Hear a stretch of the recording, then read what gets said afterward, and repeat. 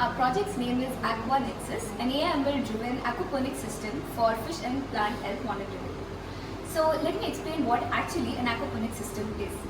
Aquaponics includes two main things: hydroponics and aquaculture. In aquaculture, we breed fishes, and in hydroponics, we use soilless method of growing plants. So when we combine these two processes, we get aquaponics. Okay, now let me explain how the process actually works. So we feed the fish with the fish food, then it releases excreta or feces.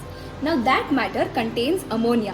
Ammonia is very harmful for the fish health. Therefore, what we do is we transfer the water from the aquarium to the plants, wherein the plant does nitrification process and produce nitrites. Nitrites is very essential for the growth of plants. Henceforth, we keep doing this in a circular motion wherein it's going in a closed loop. So the water is recirculated within the aquarium and the plant grow bed.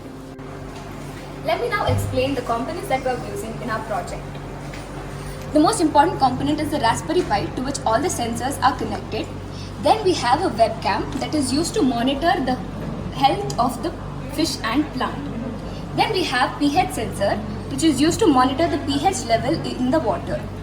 Then we have temperature and humidity sensor.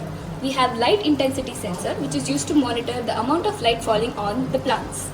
So all of these parameters are extremely important to finalize the health of fish and plant. Let me now explain how to monitor the health of fish and plant.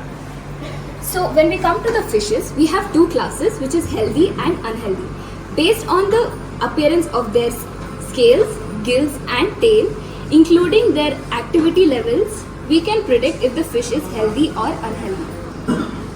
Same goes with the plant. We have three different classes, which is fresh, spoiled and dried. As we can see, there are multiple leaves which are fresh, spoiled and dried. Based on their appearance, we can classify it among the three classes. Let me now show you how the water circulates.